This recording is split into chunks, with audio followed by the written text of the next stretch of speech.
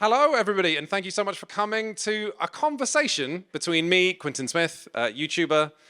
That's it. That's the extent of my kind of job.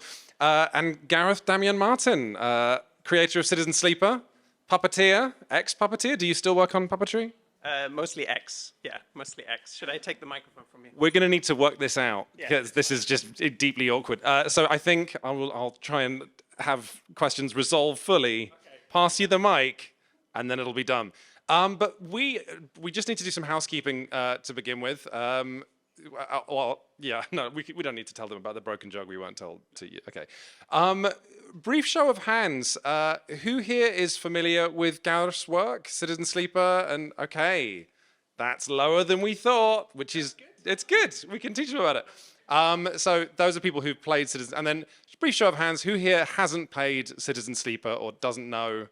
Okay, that does not make that. I feel like if you add those hands together, that doesn't comprise the entire room, but. Yeah, we could add some extra questions.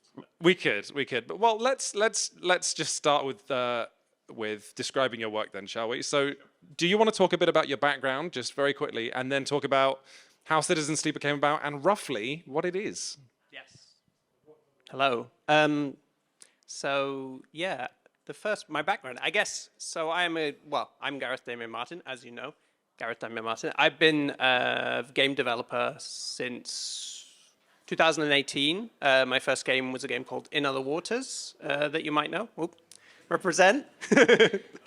And then my most recent game was Citizen Sleeper, which came out last year. Citizen Sleeper is a game about an android with an emulated human consciousness who has escaped from a corporation that made them and ends up on a space station at the edge of a solar system in crisis. It's a game that's inspired by tabletop games, so every day, but it's in space, so there's no days, so every cycle, you roll your 5 dice, and then you assign those dice to the things you might want to do in that day, like take a shift at the bar to earn some money.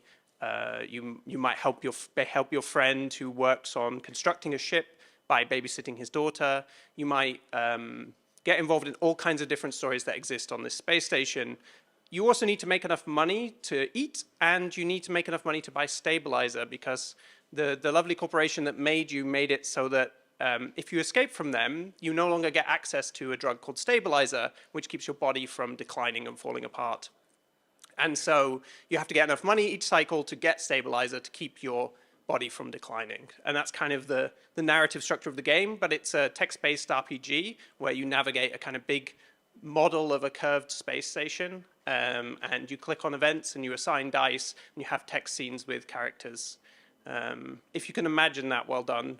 If you have no idea what I'm talking about, it's okay. But yeah, and that's Citizen Sleeper. I'm now going to encourage Gareth to do something far too gauche that they would never voluntarily do. Pardon. Would you like to talk about the various awards that you have won for this game? I've actually only won one award, so that's very rude of you to bring that up. Nominations then. Okay, yeah. I mean, it was nominated for lots of awards. It was nominated for 4 BAFTAs, which is the best one. And yeah, it won GDC A award for social impact, which is the kind of category where they put games that are about things. And was nominated for that same category at the Game Awards, also where they put games that are about things. So it was nominated for all the categories for games that are about things. Yeah, that's. And also, I think. No offense to the other games. Another thing to know about Citizen Sleeper is not necessarily uniformly, but to a dramatic degree, the critical reception was about how people did indeed feel things, and that the game made them cry at different points. And I am part of that group. I was playing it and proceeding in it yesterday, or 2 days ago, and had a little weep. But what I wanted to start by talking about is that, this is it's a political game, or it's referred to, for better or worse. I don't think that's your decision in the marketing materials. But it's an intensely personal political game, because it is about, as I understand it, your experience as a trans person. It is about your experience in the gig economy. It's about your feelings on anarchy and your own feelings on sci-fi and what science fiction is. In your own words, in a previous interview, you said you're not interested in Deckard's experience in Blade Runner. You're interested in the guy that sells the noodles. which very much is a theme that carries through Citizen Sleeper. What I wanted to ask then is, how does it feel to have this game be such a critical success and an award nominated and winning Game of the Year in one case, but to have its politics be such a reflection of you and what you care about? Yeah, I mean, I think that was quite a big surprise in a weird way because when I was making Citizen Sleeper, I was kind of thinking of it as a very niche experience, and I mean, it's a kind of tightly wrapped thing because I think on one side, Citizen Sleeper as a game, I think, is a different proposition about what an RPG, a video game RPG, could be, and in that sense, I thought that was quite a niche idea. On the other side, I think in making it, I really wanted to make a game that felt like it was about something that I'd observed in my generation. And that had mostly been observed in my own life, but it was also something that I guess I felt like was affecting everybody around me. And that idea, to put it simply, is Precarity. And the experience of Precarity and how I felt that was maybe something that was particular to this generation. Obviously, previous generations have experienced precarity, but there was something about the particular cocktail of material conditions that led to people feeling like their lives were constantly at risk. And my experience also in a structure like the gig economy, for example, was that it was like living inside a slot machine where one of the spinning drums represents your mental health, and another one represents your monthly income, and another one represents maybe just everything else, like the financial markets and global pandemics and things like that. Things that happen. And so I think that that's what I kind of felt like a joining together of. And so the response to that has been, it's been really amazing. But I think that what it really taught me was that it was the vulnerability with which I approached Citizen Sleeper that allowed other people to be vulnerable and maybe have a little weep, as you put it. But to have an emotional experience with the game, I think because I tried to be as vulnerable as possible, which is not always the most advisable thing when making something. But I really did want to make something that felt like it touched on very, very important things were very important to me about being a person now. And so that meant actually like opening my chest up and taking those things out and putting them in the game. And so, the response to that has been really amazing. And people kind of coming and saying, I think the most amazing thing has been people coming and saying like, this is the first time I've played a game where I felt, as a kind of chronically disabled person, that these structures, the way the game represents reality, is relatable for me. And I think that was the thing that I found surprising and fascinating, is that people who existed in other particular conditions to me also found it to be an experience that was relatable, and in some ways uniquely relatable versus how they'd otherwise experienced games. I'd love to dig in a bit more about this, because this is something I've seen you talk about in multiple interviews. And to me, I think there are two things. There's a sort of, I mean, if I can be completely crap, there's a kind of, the yin and yang behind Citizen Sleeper is so much, there is a vulnerability to how you've written it, but there's also this intense cynicism about, corporate exploitation and about, like, as you say, the precarity through which life under a capitalist system forces you to live. I suppose, could you talk about where the positivity in the game comes from? Could you talk, when you talk about vulnerability, what elements of yourself did you feel you were putting at risk? Because I think it's a big ask for any game designer or any artist to sort of open themselves up in that way. So just going into a little more detail, what corners of the game do you feel you were really opening yourself up to in that, as you made that sort of physical gesture of... Yeah, I felt it. I mean, I think one of the first things I wrote in the game is the opening sequence, which is kind of like a sequence of the sleeper is recalling how they escaped their kind of corporate servitude, and they are inside a freight container in the depths of a ship, and they don't know where they're going. and they're remembering what it was like, and they're also thinking about their body, and they're thinking about what it means to exist in the body that they exist in, which is not their human body. Sleepers are essentially a kind of, and very inspired by reality, idea that if you had a debt to a corporation, then maybe this corporation would offer you something, and that something would be that you can go to sleep, you can be put to cryogenic sleep for a while, and your mind can be copied into an artificial body, and that body can work off your debt. And then when that debt's been worked off, you know, that body is destroyed, and that mind is destroyed, and because it was just a piece of software anyway, and you can wake up and be debt-free. This is the kind of invention, I think, that we see in the world around us even now. And so that condition is obviously like a very particular science fiction condition. But for me, what I found is I wrote that sequence first, and I wrote a lot of things about what it feels like to have a body that isn't yours, or to feel distant from your body. And I wrote a lot about the physicality, the very intimate feelings of kind of like psychological distress, I guess, like how that is such an embodied feeling, and a vulnerable feeling. And I wrote that, and I kind of looked at it, and that was the first thing I wrote, and I was like, well, I don't, can this go in a video game? Does this, what is this? What am I writing here? And I read it back, and I was like, God, I'm just writing about myself here. Like, I'm just writing about how it feels, how I feel about my body, or how I feel about being a person. But I'm kind of like injecting it into these conditions I've produced. So I think like that was quite startling, and I just kind of followed the implications of that, I guess, through. So I was like, okay, well, I like where this is going, so let's just keep going with this and try and keep going in this direction. It meant that when I got to the endings in the game, I think those were some of the most difficult things I had to write, because a lot of them involve kind of making really massive decisions about whether to continue to exist, or whether to leave behind what you know in hope of a better future. And what is a better future just a kind of like an advertising slogan that you've actually just been stupid enough to fall for? Is there such a thing as a better future? Does that actual concept, is that helpful to anybody?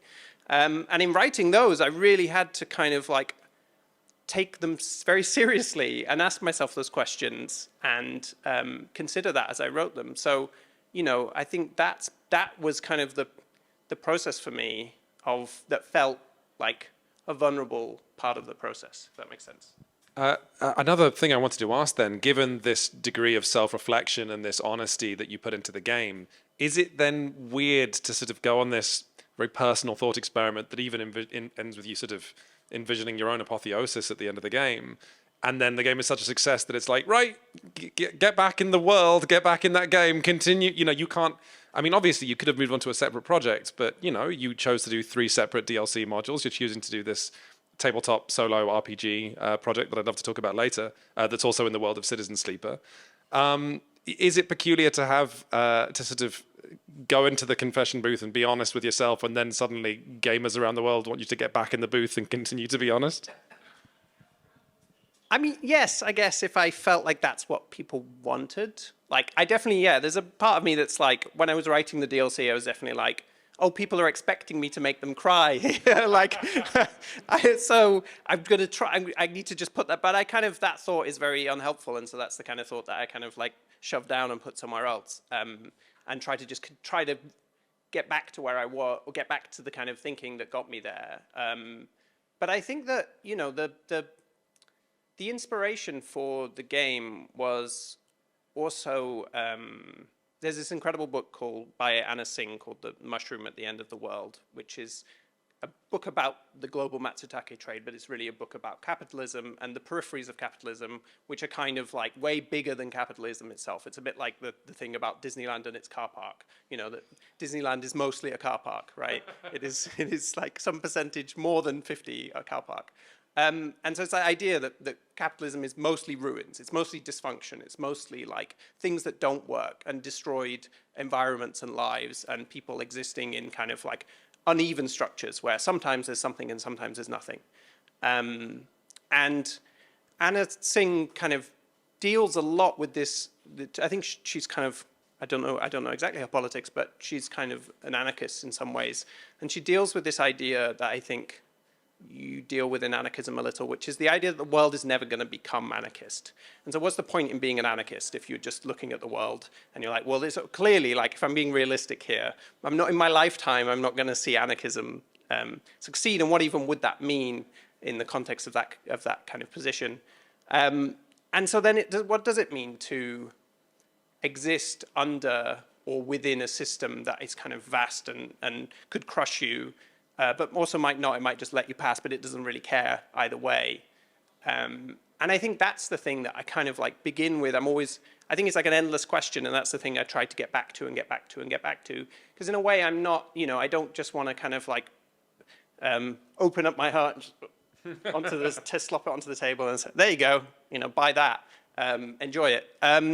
It just, to me, it's irresponsible, and it's kind of also like not what I'm trying to do.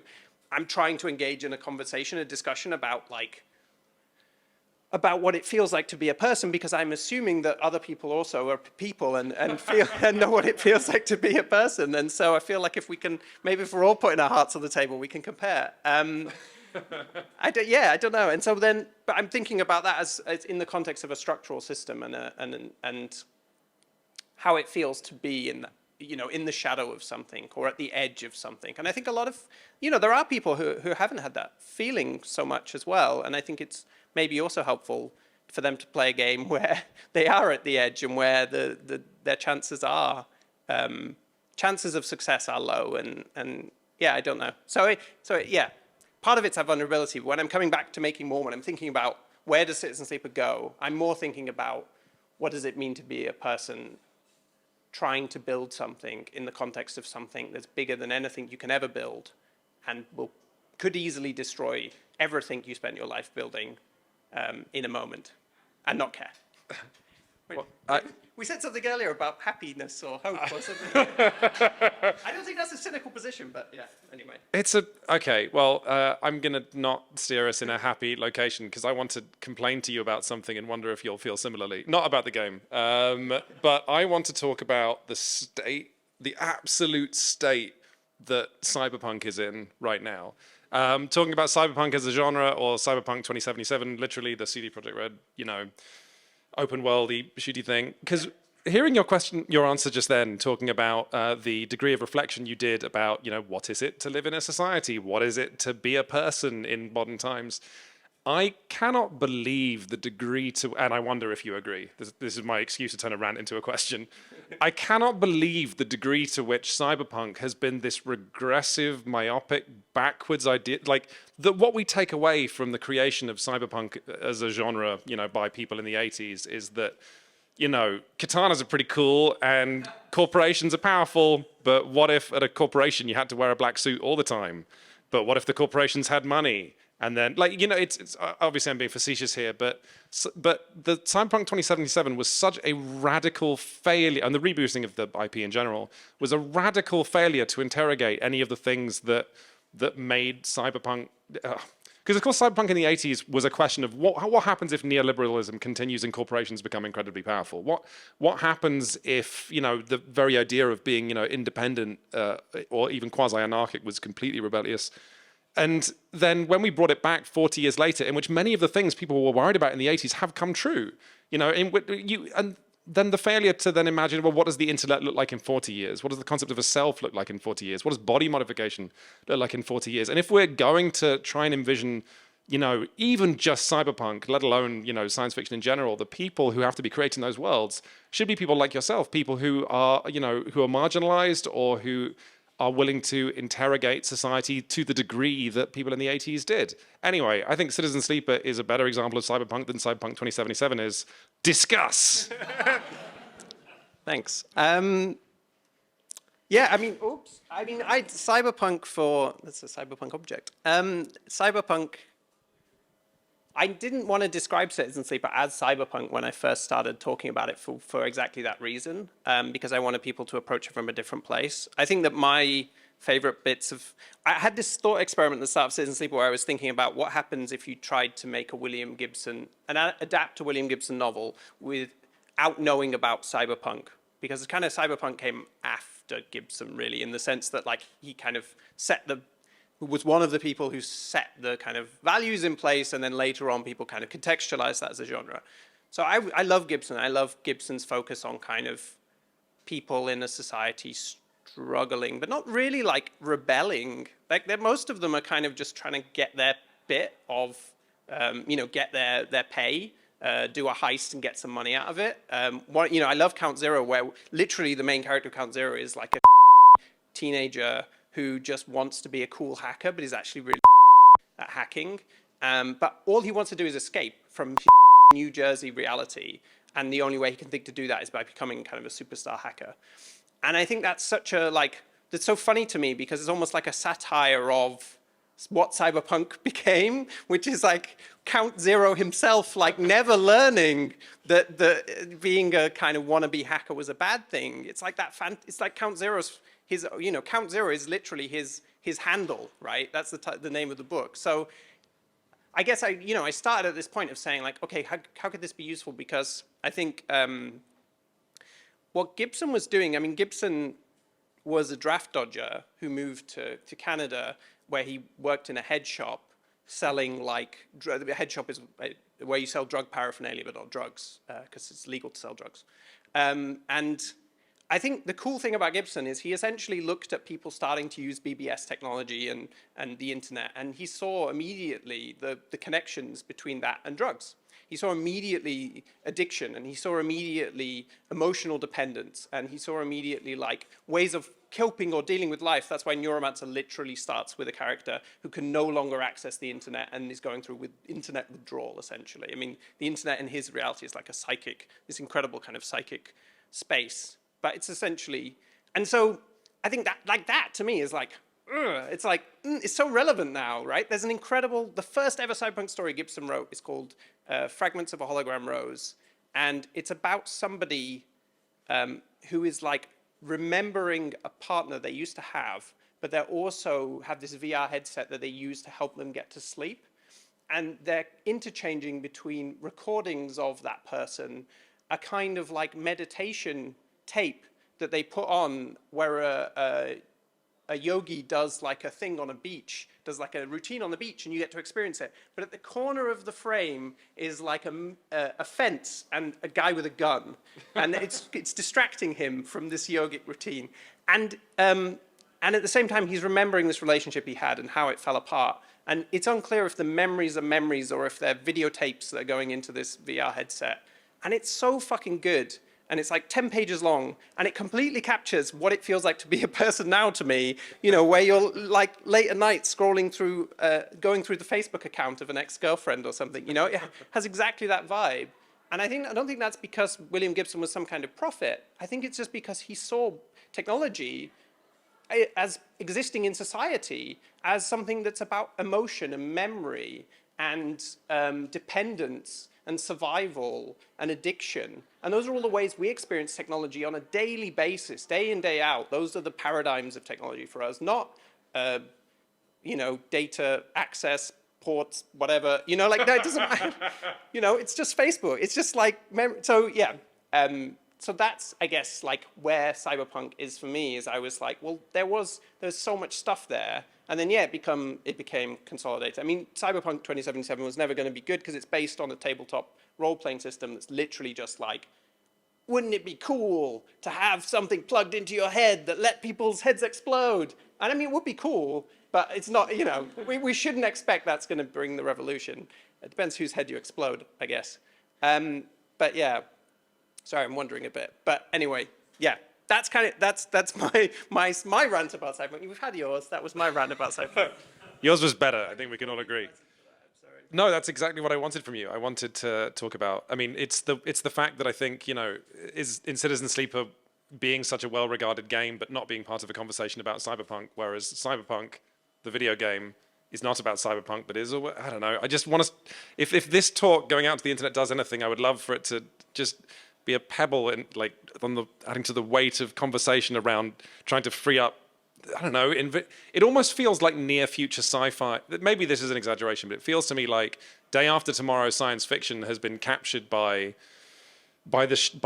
by aesthetics rather than thought experiments. You know, it's that Blade Runner becomes about what if a guy was actually a robot, and what if we had, you know, kanji down the side of a building, what if it was raining, as opposed to what Blade Runner is actually about, which is, you know, alienation and loneliness and doubting yourself. Well, yeah. The key thing there, though, is that Blade Runner, like, Do Androids Dream of Electric Sheep, Philip K. Dick's book that predates, go read that book. It has some great stuff in it that they cut all the best stuff for making Blade Runner. It has a religion called Mercerism, where you essentially use an empathy headset to experience the experience of being an old man climbing up a hill having rocks thrown at you. And you kind of use that as like a way of coping with daily life. It has mood organs, which are things that you wake up every morning and you kind of like program them to affect your, like the waves in your dreams and the emotions you have. And there's an incredible scene at the beginning of it where Deckard has a fight with his wife, and they're arguing about whether they should just dial in a better mood in order to not have this fight. It's great. And none of that stuff ended up in the movie. But that's also because I don't want to treat Gibson as he was like, you know, also just a pure genius, because it's like he also just dragged up all this noir, right? And he loved noir. And he was like, let's combine noir and technology, which is great. But the thing is, noir has a really value system, especially at the time. It's mostly misogynistic. It mostly kind of like is interested in the criminalization of the poor. Like and it has loads of good stuff in it as well. But it's like Blade Runner as a movie is full of that, right? And full of like how replicants are treated in that movie is kind of like weird. They're both like mystical and exotic. And they're also obviously, they're like sexy women. And it's kind of like, ugh. I can think of a few things in American society that could be referring to, honestly. Yeah, and then there's all of the kind of like exoticism, and there's the like fear of Japan. And so there's loads of crap in there. So the fact that like that turns into cyberpunk to me is like, yeah, of course. It doesn't, I don't know. It is an aesthetic genre, and some of that aesthetic is messed up. And so I guess that's why I was kind of like, I'm not making a cyberpunk thing, because I just don't want to. I don't know what that genre is anymore. It's just a massive. It's like saying I'm making a fantasy game. I mean, what, you know, it has orcs in it, I guess. But you know, it doesn't.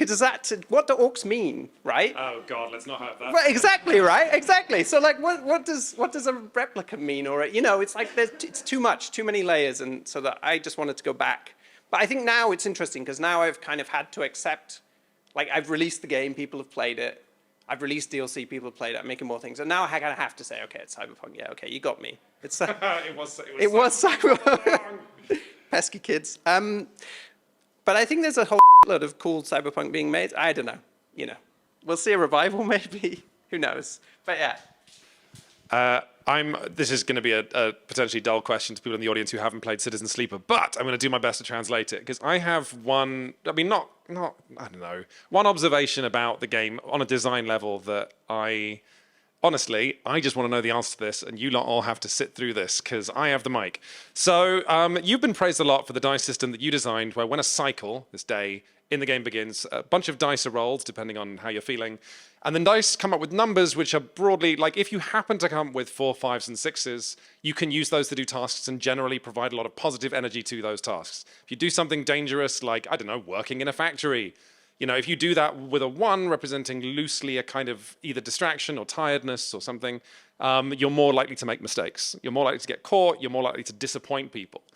You've been rightly praised for this being such an amazing system that replicates or simulates what it is to live with a disability, or live with, sort of mental health difficulties, or just to have not eaten right the next day because you live in a society where you're expected to pay for food every day.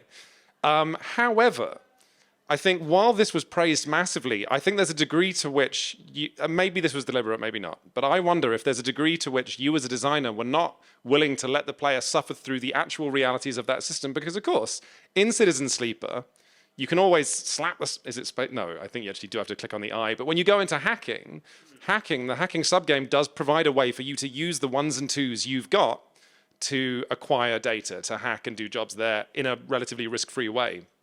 I wonder if the game would have been more of a statement politically, or potentially just a huge bummer if you hadn't added that in. And yet it would have been really fascinating to see that system through to its conclusion, where you ultimately have to decide either to not use the ones and twos, which means going to bed early, which is kind of a really interesting consequence anyway, or showing up to work and potentially injuring your body, or disappointing all the lovely NPCs that you wrote and no one wanted to do that. So I wonder if, were you simply unwilling to let the player exist in the real consequences of the system that you were praised for, or is there something I'm missing? No, I mean, it's a good point, because I also kind of pull my punches in the sense that I don't let the player also just like die. Like, you can't die in Citizen Sleeper, even though it seems like you should. It seems like it's happening all the time. But it's part of that same thing, which is like, I think that it's more compelling to implicate people in a bad situation than let them die and just kind of be like, oh, well, I'll just try again. And that means there's an optimum path through this. The whole point of the game is that there's not an optimum path. And there's some things that you fail, and it literally is like drive fail. You literally can't actually complete those drives. Some of them are completely uncompletable. So I think, I wanted to keep the story going. I want to be a good GM, in tabletop terms. I don't think it's interesting to kind of like close a door in people's faces, and I'm not going to keep their attention or interest if I do that. So I want to keep the story going. But on specifically the hacking, one of the paradigms I really wanted to explore in Citizen Sleeper is the fact that you are an emulated mind, a piece of software in an artificial body. And that means you have a kind of like physical reality, and you also have this kind of digital reality. But in this world where everything's kind of networked up, and there are like AIs kind of roaming in the networks, and the networks are not kind of like pristine. It's like trying to get back to that Gibson thing of like, networks are not some kind of pristine thing, but instead they're like this kind of this walled and knotty construction that you've got to kind of weave your way through. I tried to think of the Sleeper as like a medium between those two worlds. And so there's a kind of tension where it's like you can use those ones in the kind of hacking world, but in a way that's kind of like drawing you away from those people. And it's drawing you more towards a world that is maybe like strange and inhuman and might distance you from humanity. And if you follow that path, the kind of ending of that path leads you to a place where you are kind of asking, like, I'm not a human. I'm this kind of like weird amalgamation of things that humans have made, and I might be made of bits of a human, but I can't even be sure if how I feel right now is how other humans feel, or how a human even feels. So maybe I should just give it up. Maybe I should just leave my body behind and become a digital thing, or become a something else. So I wanted there to feel like there was also that pull, and also that kind of that there were places where you could be tired. So like Tala. Sorry, this is very like in-depth on the game, if you don't know who Tala is, but there's someone who runs a bar and kind of helps you out, and when you get abused in their bar, they kind of say like, this is a safe place for you, and the actions there are literally safe. They're literally marked safe. So if you put a 1 in a shift at Tala's bar, even though you were really bad that shift, Tala will still pay you, and you won't take any negative impacts. So I wanted to use those tools to model those kinds of different interactions. It's not just as simple as like, well, you put the coin in the slot machine and you get the outcome. But it's like, well, actually, by having this system of kind of like the energy you have each day, I can start to model other things. So there's a commune in the game where it doesn't matter how much effort you put in, everybody gets fed, right? That's the kind of structure. So that was a possibility to start to model that material. So that's why like those 1s and 2s are really important. They're kind of the heart of the game for me, in the sense that when I was prototyping it in pen and paper, the time that I was like, okay, this whole thing's going to work, is when I rolled all 1s. And I was like, this feels like being depressed in dice forms. If this is not a metaphor, but it's a kind of systemic like representation of it. And that felt really like, oh, this feels interesting. This feels like, because it's also not, because being depressed is really bad. And that is just rolling dice on a table. So it's actually kind of feels productive as well to do it there, and experience it there and relate to it there and have this reflective process. I don't want to make people depressed. Yeah, let's end with that. Why not? That was a great answer, but you have got me now thinking about a game called Dungeons and Depression, where the players, rather than rolling dice when they attack, they roll the dice before they go in the dungeon. They see, oh, I've got to assign all these ones to something, and just that game is just like a 99% probability failure. Lockpick a door. I think that's Dungeons. Oh yeah. You've made the mistake of talking about TTRPGs, so let's go. I'm going to be talking about these for at least, the remaining 15 minutes that we've got. Because tabletop role-playing games, they're good. I like them a lot, but also I love you because you have talked in interviews about how there's just a phenomenal amount of stuff to steal. Yes. Which is quite literally, I worked in board games and role-playing games and tabletop for a long time. And the number one tip I would always give video game designers is you have no idea how many brilliant ideas there are to just rob. Like, so many fantastic video games just are based on a single idea that has been stolen out of the TTRPG or the role-playing scene. So, goodness, I mean, I will just hold the mic and talk about this stuff for a long time. So let's talk about how, as a game designer, what elements of TTRPGs were you inspired by when you were creating the award-winning game and 4-time BAFTA-nominated Citizen Sleeper? What do you think helped you to make a game that felt so special coming from the TTRPG space? Yeah, I think the thing that I really loved the most was probably the thing that really got me were clocks in the game Blades in the Dark. Which, Blades in the Dark is a game. If you know video games, just imagine a tabletop version of Dishonored, but it's kind of like a game where you play as like Victorian thieves in a kind of weird diseased city. But it has this great dice system. But one of the things it has, which I don't think it even invented, but it's where I found them, which is like the GM can kind of put down clocks, which are just really circular progress bars that fill up with segments. The realization that the moment I realized that a clock is just a progress bar, but in a circle. Yeah, but it's so much sexier in it. Like, if my game was all progress bars, it wouldn't have been nominated for 4 BAFTAs. Yeah, no, it was all about those clocks. And they can represent anything. So they could be like, so an obvious example in Blades that's used is kind of like, it's the level of, it's the kind of alarm rating of the guards in the heist, right? So it's like, it's going up. Each time you fail an action, it gets higher. And then, the alarm's been set off, run away. But I really enjoyed when I was running games of Blades, was just introducing a clock and calling it something and not telling the players what it was. Like, and I do this at the beginning of Citizen Sleeper. I introduce a clock called Hunted. And I say, okay, someone's hunting you, and it's 8, and it goes up once a turn for 8 turns. And I love that. I love the effect it has on people. I love the emotional feeling. I love but what I love most about it is the way it abstracts an incredibly complex set of feelings into a little thing that you can just use. It's incredible. Like you say, it's incredible.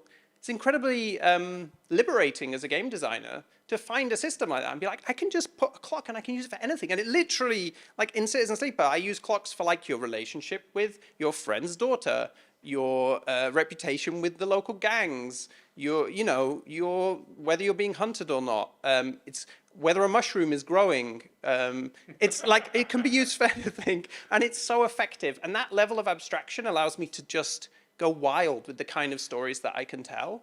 And it's the same with dice systems. I mean, the amazing thing about playing a tabletop game is you use the same dice system pretty much in most tabletop games for almost any interaction, right? And especially if you're looking at recent stuff like Blades, or where there's a social element, it's like fighting somebody and talking to them uses the same mechanics. And I think that is also very liberating as a game designer and very exciting, because it means you can do all kinds of things, and it means you can have the same kind of tactical satisfaction that people usually get from combat in representing other challenges that exist in the world.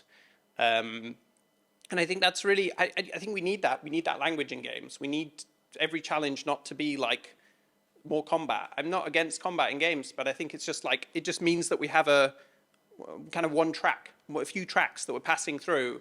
And so, yeah, playing and running Blades, I was like, I could just port this. I could just port Blades to a computer and it would work. And then I was like, okay, but I could do all kinds of other things, and that's where it kind of came from. But yeah, I think that's the thing that caught me, is that like incredible ability to abstract things and kind of do something that, this is to say something very gamey, but it's like expose the variables to the player. That means like, you know, putting a clock on the screen, right, is like saying, it's almost the kind of thing you don't do in a video game, right? Like, The Last of Us is full of clocks ticking up, health bars, alarm levels, the durability of your weapon. You know, it's just numbers, right? It's a video game, it's all numbers. But it's not exposed, it's hidden, it's tucked away, it's simulation. I think exposing those variables and saying to the player, like, hey, I know this is just a progress bar, but it represents, you know, your mortal being or that guy who's coming to f you up. It's like, I don't know, there's a kind of trust, a kind of fun game that you get to play with the player there that, yeah, gets me really excited. I distinctly remember running GMing Blades in the Dark, and I had a player who spoke to ghosts a lot and tried to manipulate them, which is something you can do in the fiction of Blades. And it was awfully powerful. And I created a clock and just wrote down consequences on it. 6 segments, put it down. I had no idea what that clock was going to do, but it didn't matter. All the players went, this is the greatest game of all time. Yeah. And it's like, yeah, no, it kind of is. I have a micro rant about it's just so heartening to see you talk about the value and prove the value of TTRPG design in making Citizen Sleeper. It's very convenient to have a case study of an additional one in video games. But to people in the room who might be doubting the impact of tabletop role-playing game design, I actually tried to make a video on this, but it was too big of a topic. But the sheer power and the effect that Dungeons and Dragons has had on video games, the fact that D&D, you struggle to point to a video game today that is not still using Dungeons and Dragons' DNA. But Dungeons and Dragons' DNA all comes from wargaming, and which means that video games have this unanalyzed huge portion of our double helix, which is made up of wargaming. At a time when most video gamers would never want to play war games, and yet the bones of D&D are still in absolutely everything. I don't even have a question. I didn't even have a question at the back of my head. I just desperately need to talk about this because it's really upsetting. It's just spilling forth. Dungeons and Dragons? No, I don't know. I'm not getting... No, I'm not getting into that. I want to say can of worms, but it feels like a kind of ocean of fucking worms. Yeah, it's nothing but what does an orc represent? That represents, yeah. Exactly. Do you have, just since this is going out onto the internet, would you like to sort of pay it forward a little? I know, it's very exciting. Would you like to pay it forward to the TTRPG community a bit by talking about any tabletop role-playing games that you would recommend or that people might want to look into that aren't, you know, obviously Dungeons & Dragons or even Blades in the Dark, which has done so well recently? Yes, I would. What would they be? I mean, The Quiet Year or A Quiet Year, I never remember which it is, which I think is very relevant for this particular event as well, which is a game where you build a community in a kind of year between a horrible catastrophic event and another horrible catastrophic event, which is happening in a year. And there's lots of versions of it, but it's kind of played in a group and you deal out playing cards and those playing cards have prompts associated with them. You can start projects. One of my favorite things you can do in the game is you can hold a debate, and there is no mechanical function of holding a debate in the game. You just all go around the table, and each one of you represents an aspect of this community you're building. So in some versions of Blades and Dark, some versions of The Quiet Year, it's like a community of woodland creatures after the heroes have come and killed everyone and decimated it. And so the debate you might hold is like, how can we better make our community work for the various different monsters and creatures that live in this world?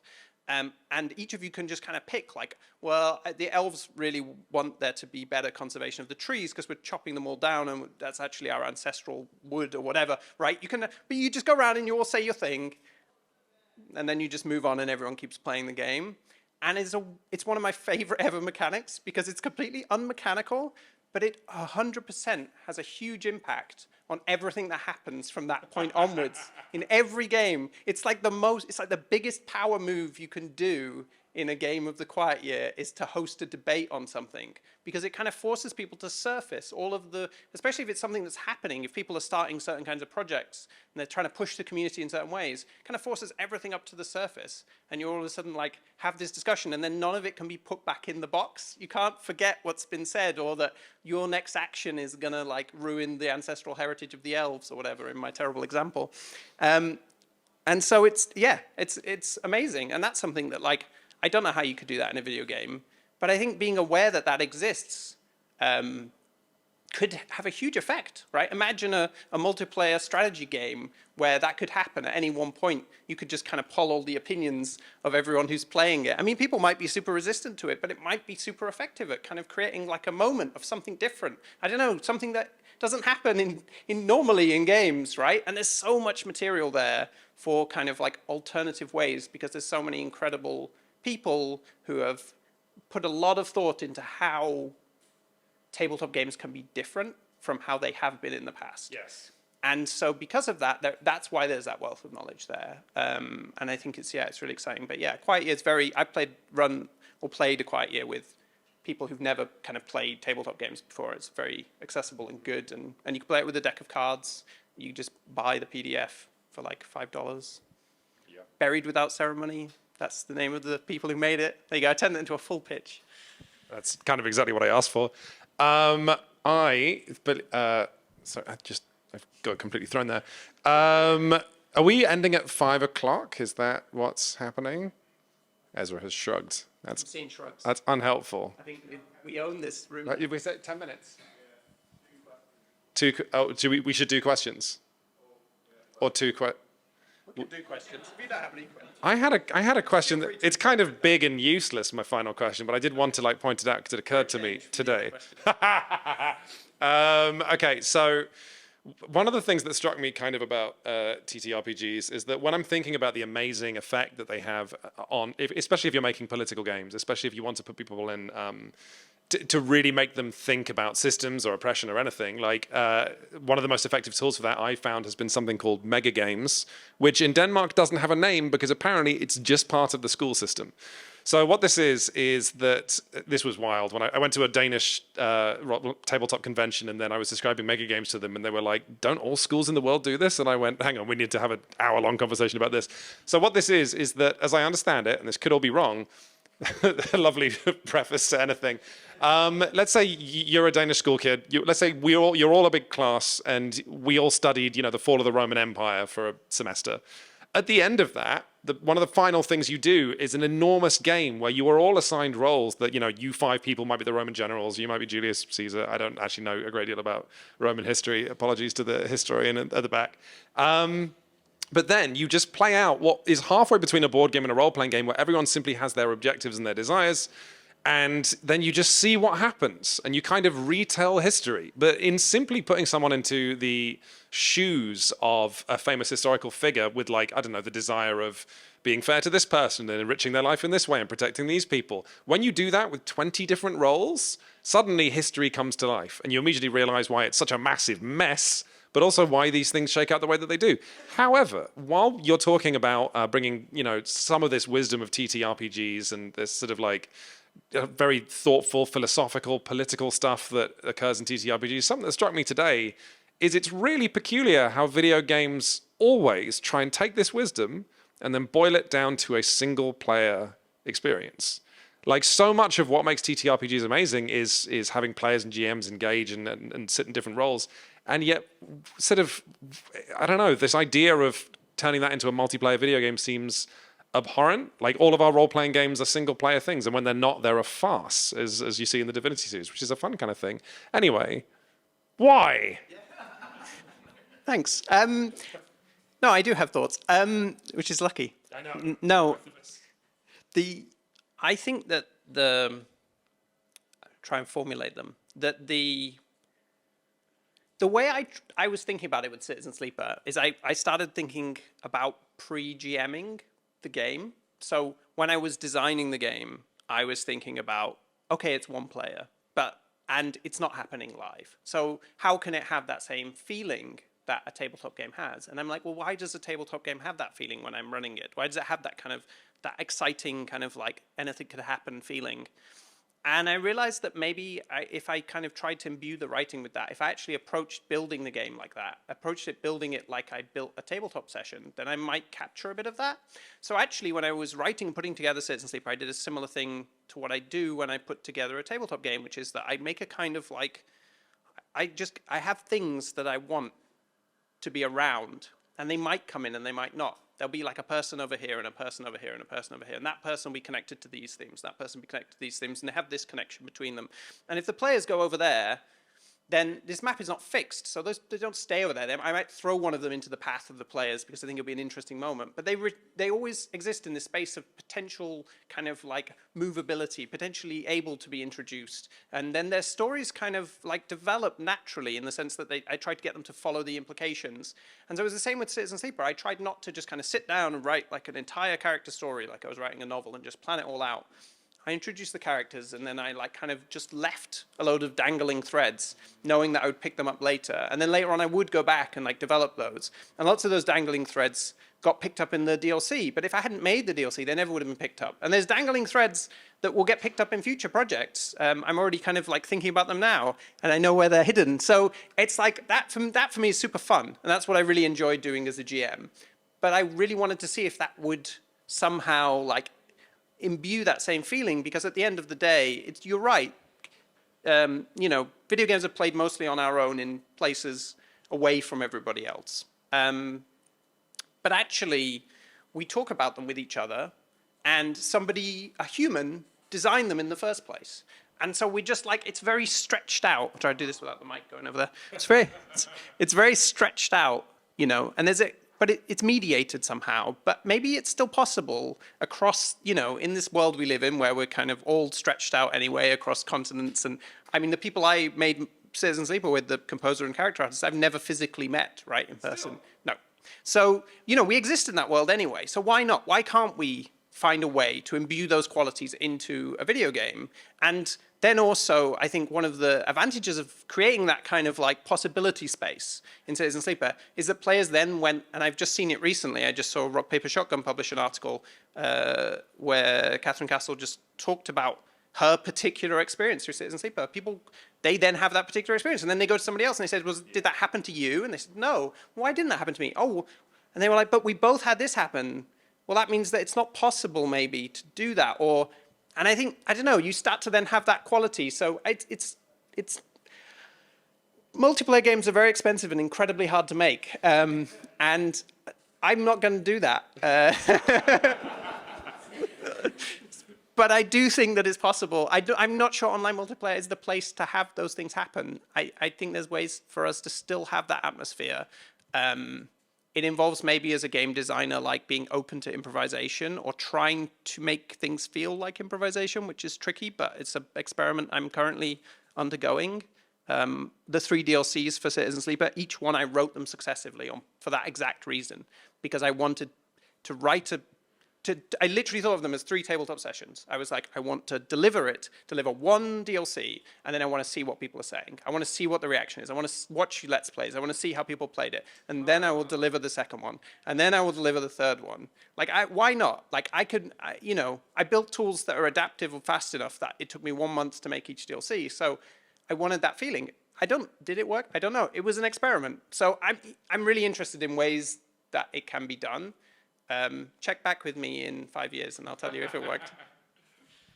Absolutely lovely. I wonder if we should throw open to the audience for a few questions, or if we should let you lot get out of here.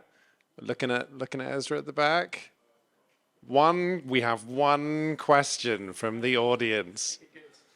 This is either going to be the most confident person with a bad question, or it's a huge amount of pressure to put on you lot. What was that? What was that quirk of human psychology where no hands, then 1, 2, 3, 4? Well, let's do it. I feel like we should go with the person who was first. Hi.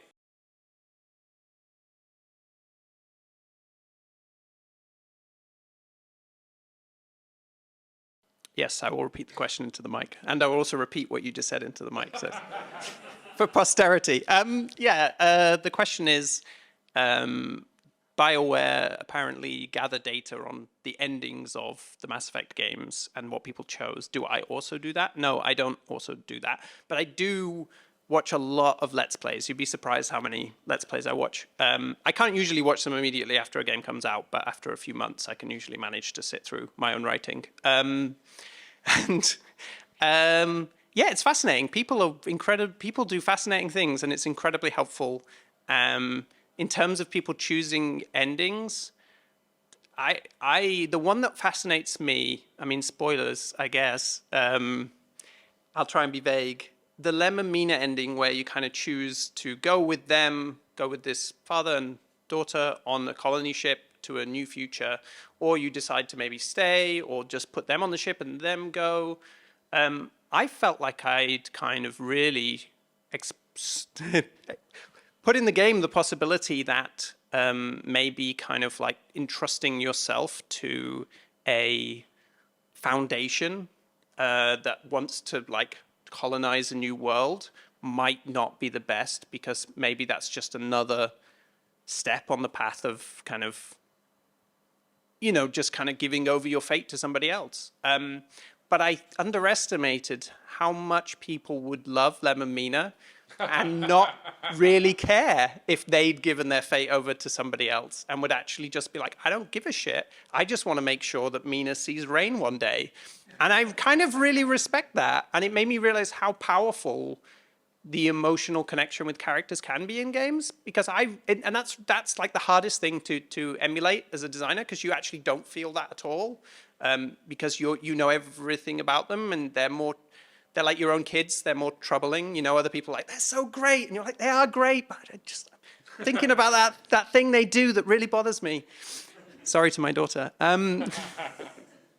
But yeah, so that's the thing that I guess maybe I'm kind of like thinking about for future things. But yeah, the endings were, it's fascinating to see why people choose certain things. And I'm just very glad that I made it that people could do lots of different endings, which is something you can do in the game. But yeah. Okay. Are we out of time? I think that wraps us up. Cool. Big thumbs up from event dad in the back. Thank you all very much for. Really elevated his position. We have. Thank you all very, very much for coming, and yep, goodbye.